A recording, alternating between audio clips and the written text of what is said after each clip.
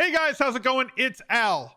Kickoff is only one day away on DraftKings for week 6. I have got 5 players that that all of the people that we partner with here, Establish the Run, Fantasy Labs, Daily Rotogrinders, have projected. At least 3 of those 4 sites have these 5 players projected at under 5% played in tournaments for week 6 NFL DFS.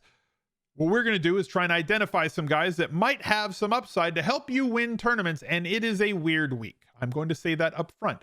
Every week this year, I have felt extremely confident and happy with the players that I have identified as being 5 under 5 guys. Under 5% plays that have massive upside, that can get you a touchdown, 2 touchdowns, and have their way with the field. But there are 10 games on this slate versus 13. There are 3 island games, there is bye weeks, and there is a London game. So the pickings are kind of slim. I pretty much feel like you can still get leverage over the field playing guys that are under 10% this week, but for the sake of the video, I have stuck to the under 5% rule. So it's gonna be ugly. So please bear with me through these 5 players. I appreciate you guys coming back day after day, week after week. You guys are the greatest audience that exists on daily fantasy YouTube. So thank you so much for the support this year. Drop a like on the video. If you're brand new, subscribe to the channel, ring the notifications bell. Leave me a reply down below with a low percentage play that you like this weekend.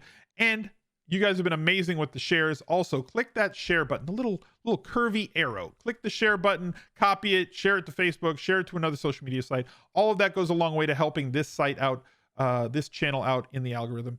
Jump into our Discord, links down below, right in the pinned comment. smizzle.tv/links. Links to all my socials, the Discord, Listener League, Best Buys, everything. The charity, all of it. Click all the things, and let's hit it. He's a legend.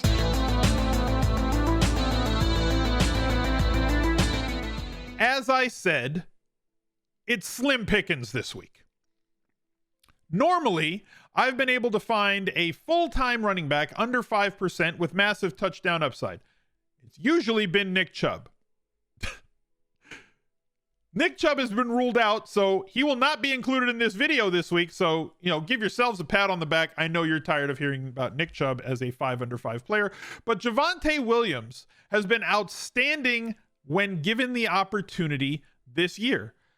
Big time upside in terms of big playability, a 49-yard run and a 31-yard run the last 2 weeks. Also, very talented in the passing game, has broken a lot of tackles. Yards after first contact have been outstanding. However, the Denver Broncos have failed to give him the majority of the carries. That work still goes to Melvin Gordon III. I kind of feel with rookies, and we talked about this in preseason during draft month, about how rookie running backs tend to, when they're paired with a veteran running back, some point during the season, there's a flippening, for those of you crypto fans out there, where the rookie running back flips the percentage of snaps and usage that he gets over the veteran running back. There's 2 ways that can happen for JAVONTE Williams. One, Melvin Gordon III gets a week off and JAVONTE just gets all the run because 1 running back versus 2 running backs is better for fantasy. The other way is way less detectable, and they just decide, we're just going to give the kid who's been good, we're going to play the hot hand, we're going to do whatever. I don't think that you need to play JAVONTE Williams this week, but I needed to have a running back for this video, and he's the only one that makes sense who projects at under 5%. 5K, if he gets there, if he gets 15 or more touches in this game, which is something he's only done once this season. Melvin Gordon III has been banged up in practice this week. Let me bring him up on the screen. He is listed as questionable. He was limited in practice on Thursday. I don't have his Friday practice report. The problem is, with so many running back plays, and if Melvin Gordon is out this week, JAVONTE Williams is immediately going to become one of the top values on the slate and won't be under 5%. if he stays in the game, and if we get one of those games where Javonte gets 15 plus touches as a hot hand and busts a long run like he has in at least 2 of the games this year, or takes the screen pass a long way as well against this Raiders defense that has not been as outstanding as we would have thought they might be. They've put good pressure on quarterbacks, but like not a stellar defense by any means. We could see Javonte take a big leap, but like I said, it's ugly, under 5%. Marquise Brown, our cover boy on the week, is under 5% on pretty much every site. I will say this caveat: I do not believe that he will stay under 5% based on the percentage that I think that Lamar Jackson is going to be played in tournaments, and how much people are going to stack Lamar Jackson, and how few players there are to stack Lamar Jackson with. Marquise Brown and Mark Andrews Andrews should have a higher percentage than Brown, but Brown will get carried along just based on his usage there. Now, the thing that we have with Brown, yes, I am aware that against Detroit, he dropped 3 touchdown passes and had a really bad day. Okay? The problem is, too many people are hanging on to that information and letting it affect them for the rest of the season. They've got this anchor bias with this thing that happened. They can't wipe it out of their mind. Marquise Brown's ADP is really high, and along with a high ADP carries with it a high expected DraftKings points per target, like 2 to 2.25 fantasy points per target. Now, when he used to be a 3 to 5 target guy, that would mean that he was a massive boomer bust play.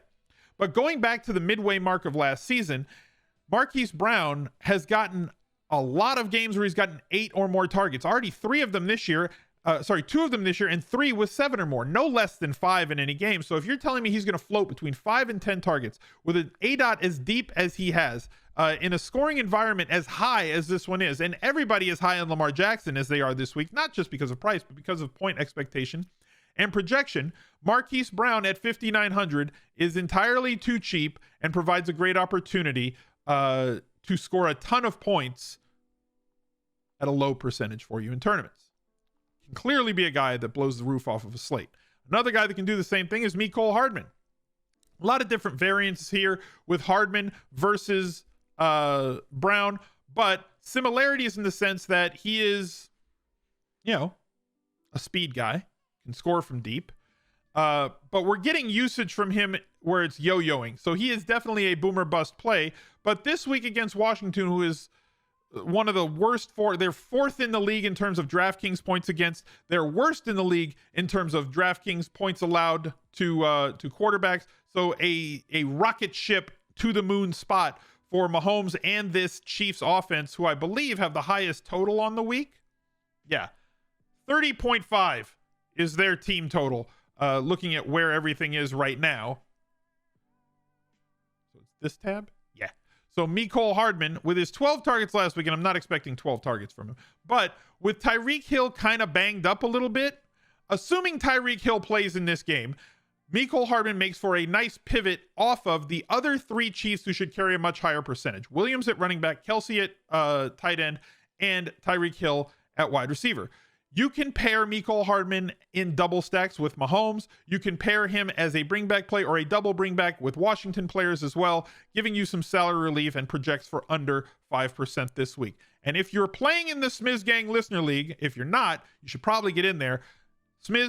Smizzle.tv/league is the way to get in. It's also there in the smizzle.tv/links. There'll be a link down below in the pinned comment. My next play, KADARIUS TONEY. Yes, there will be players back. There will also be players who are out. Evan Ingram will play. Sterling Shepard might play. We have Galladay as doubtful, and we still don't know on Slayton. Assuming that 3 of those wide receivers are healthy, including KADARIUS TONEY, right? If Shepard, Toney, and Slayton are active, or if Galladay, Toney, and Slayton are active, Toney's percentage is far too low, at least on projection right now, based on the amount of volume and the result that he showed with that volume. If you believe in merit-based promotions, you have to understand that KADARIUS TONEY has done more than enough in the last 2 weeks to merit being on the field, as opposed to the other players on this Giants offense who have not done as much with way more snaps. So considering that he operates closer to the line of scrimmage, where Slayton is a downfield threat, higher A dot. Shepard runs out of the slot, kind of that middle to low A dot. Galladay has been running downfield routes a lot. He needs to be worked in lower, worked in to more snaps at that low A dot. Those low A dot throws, much easier to convert into catches. And you've all seen the TikToks and the YouTube shorts and the Twitter video, everything based on how electric Kadarius Toney is once they get the ball in his hands, much like Rondale Moore has shown us in Arizona. We didn't see the path to the field with Kadarius Toney, but he's earned it at this point and projects at under 5%. My tight end on the week, projecting at under 5%, is Hunter Henry. Hunter Henry has, again, another, whatever it is, during the offseason, the thought was Hunter Henry was going to be the inline guy and Jonnu Smith was going to be the H-back role in this 2 tight end Patriots offense, and Jonnu was going to be the one that was running more routes, getting more snaps. And it's, we thought it, like Marlowe said in The Wire, we thought it was one way, but it's the other way. And Hunter Henry has been the one playing more snaps, running more routes per dropbacks, and getting more targets, not only overall, but targets per routes run. And in the last 2 weeks has turned those 2 into touchdowns, is sub 4K, and gives us access to a team that should be playing from behind in a positive game script for a passing offense with a low A dot quarterback. Again, passes that are easily converted, targets that are easily converted into catches, and at 1.6 points per target at his A dot. Hunter Henry at 6 to 9 targets, nice, has a good chance this week of more than paying off this salary. And if he can wander himself into the end zone, paying off huge at a price tag that's way less than the other tight ends that other people are wanting to play this week. So that's my 5 for 5. I know it's ugly. You're more than welcome to not play these players if you don't like them. I think the optimal route to go this week is not to focus on under 5, but focus on under 10% to get your leverage plays on the shorter slate. And I wish you the best of luck. Join the Listener League. Click the links tab. Follow me on my other socials. And make sure if you win this weekend that you donate to our No Kid Hungry charity. Look out for another video right there. He's a legend.